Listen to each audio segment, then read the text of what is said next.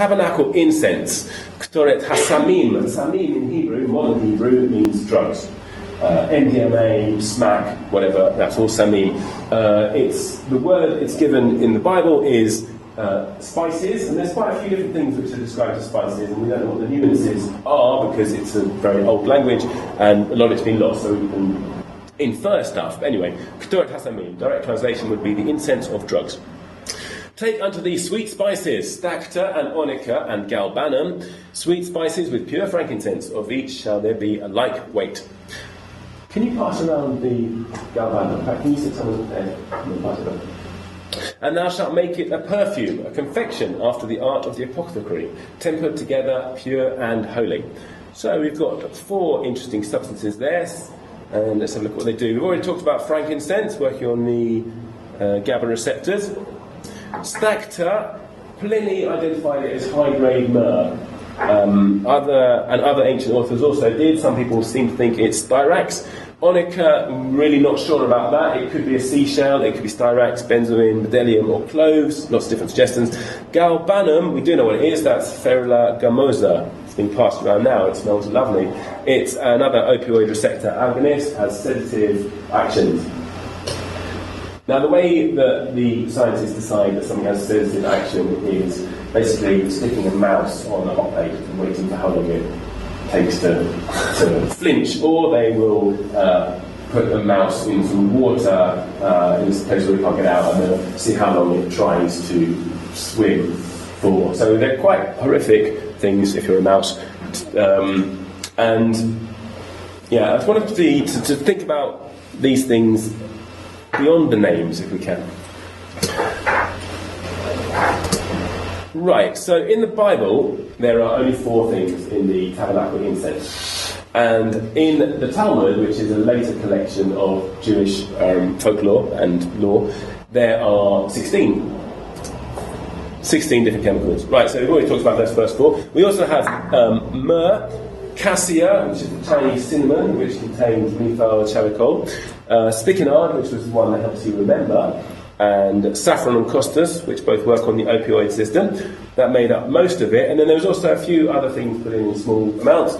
Aromatic bark, cinnamon, which we've talked about, cypress wine, sodom salt, Neptadini pyrotechnica, that's what you put into fireworks. Its name in Hebrew means that which causes the smoke to rise.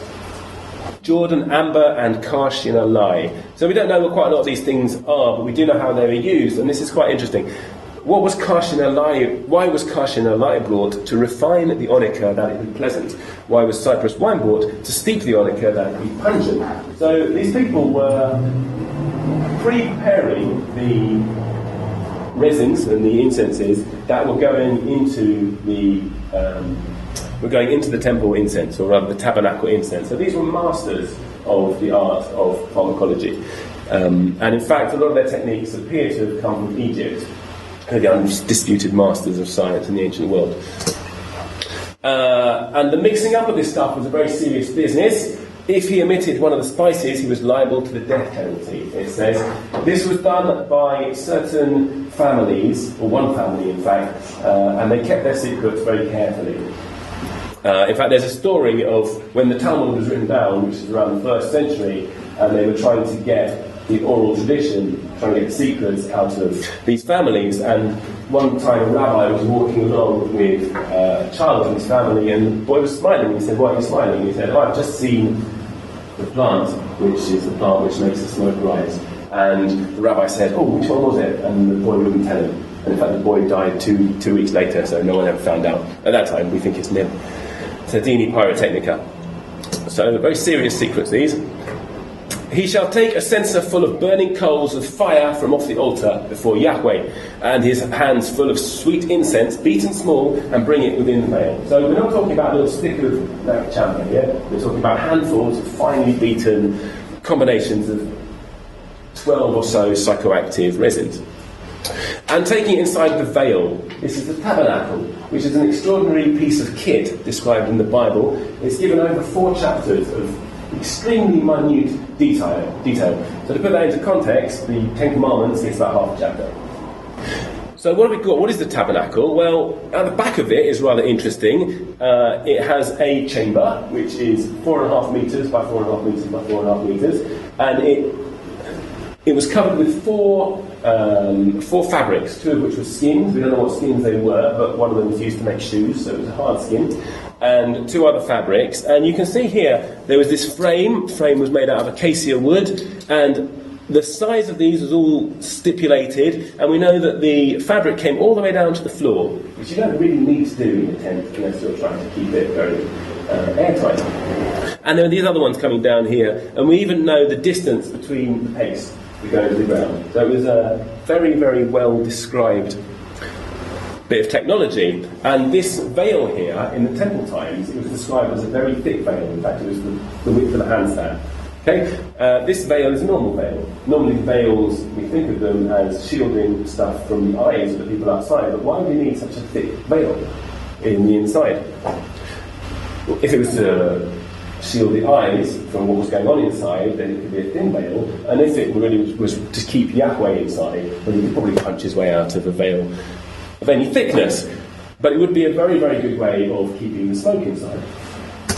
And he shall put the incense upon the fire before Yahweh, that the cloud of the incense may cover the mercy seat that is upon the testimony. So in this 4.5 metre cubed airtight chamber, there were very few things. There was a big gold box with the Ark of the Covenant, with the tablets in it, and there was a large incense burner, and there were handfuls of this incense. And what would you do? You would smoke out the room and sit there and talk to angels.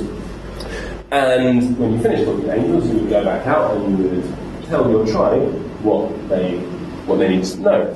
And for example, Moses goes in there and he comes out with ideas for military strategy. And this was one of the very important traditional functions of the shaman in tribal societies. And in fact, the setup is very similar. The shaman goes off into his tent alone, or her tent alone, and takes his mushrooms, or her mushrooms, with their ayahuasca, surrounded by their magical objects and their familiar spirits, and then they come out with advice for their tribe.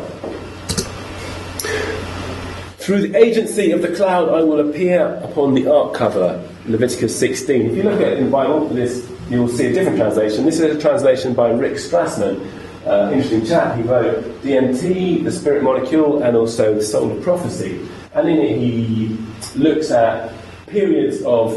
he looks at scenes of prophetic scenes, basically, so where when prophets are encountering gods. And he compares them to the lab notes he took from all the DMT sessions, which he facilitated, compares the emotional correlates and physical stuff. And it's a super interesting book. And he says that the prophets didn't use any psychoactives. There's no evidence in the Bible that prophets use psychoactives. But we're not talking about the prophets, we're talking about the priests, and they're a whole different kettle of fish. And Rick Strassman says it looks quite suspicious. It looks like there was some kind of a psychoactive chemical use. And he wasn't actually looking at the particular chemicals that were used. So this translation here that he's put, it's through the agency of the cloud. It's the cloud itself which passes over the vision or the knowledge of Yahweh. And this is quite interesting. You will have heard of the pillar of cloud that the Israelites followed in the wilderness. And the pillar of cloud descended and stood at the door of the tabernacle, and the Lord talked with Moses. There's a few issues with the Hebrew here. It's going to get a little bit complex. So this is the image we normally get, this kind of cloud in cheesy Christian websites. It didn't come from there, it came from the door. So you would have seen a cloud coming from the door of the tabernacle. And interestingly enough, well, for example, one thing is the Lord isn't in there in the Hebrew, this is the translation, so we can get rid of that. And also, outside, the people, they don't see the cloud descending, they see it standing. And all the people saw the pillar of cloud stand at the tabernacle door. This word stand is amud, it can also mean rise. So, and all the people saw the pillar of cloud rise at the tabernacle door, which is exactly what you would see if there was loads of incense being burned inside and the veil was pulled apart. Another thing which is interesting here is this word descended. Okay, so we think about descending, coming down, but the word is yarad, and it is used in a figurative sense when somebody goes to the boundary and goes to the border. So, for example, when someone's going to enemy territory, they go down. When you go to the seashore, they go down. And when Yahweh appears, he appears like this. And Yahweh came down in a cloud and spake unto him, and took of the Spirit that was upon him and gave it unto the 70 elders. And it came to pass that when the Spirit rested upon them, they prophesied and did not cease. So this doesn't necessarily mean that the God was tumbling out of the sky in order to interact with his people. This could be a more figurative meaning of him being revealed in a lower zone. Revealed is another word that you could use there, and perhaps you could use arose there. The pillar of cloud revealed and arose at the door of the tabernacle and talked with Moses. That's what happens inside, and all the people outside saw the pillar of cloud arise at the tabernacle door. So I have this idea of the Israelites following the cloud. But it makes a little bit more sense to me that the cloud was telling something to Moses, and the Israelites were following Moses, which is what the shamans do. There's all kinds of other psychoactives going on in the tabernacle, not just the oil. So the oil was used to anoint everything, as well as the people. So whenever they touched anything, they would have blossom and all kinds of other interesting things passing through their skin. There was also the shewbread over here, and also the wine. All of these things were made by this family, the Korahites, who were a very secretive family. They were in charge of all the psychoactive. Now, wine obviously is psychoactive. Back in the day, it was more psychoactive because they used to put plants in it, and the alkaloids in the plant would come out with the alcohol. Loads of people did this. The Greeks did this. The Anglo-Saxons did this with their beer. So the shewbread is interesting. The great sage Rambam, he wrote a book called A Guide for the Perplexed, and he's explaining all different bits of Jewish law and symbolism, and he was perplexed by this. He had no idea what the shewbread was all about. It was a complete mystery to him. And thou shalt set the lechem chapanim, that means shewbread, in 2 rows, 6 on a row, upon the pure table before Yahweh. And thou shalt put pure frankincense upon each row, that it may be on the bread for a memorial. So there's already a little hint there that it's got frankincense in it. It's also for a memorial. Quite interesting, it's there to make you remember stuff.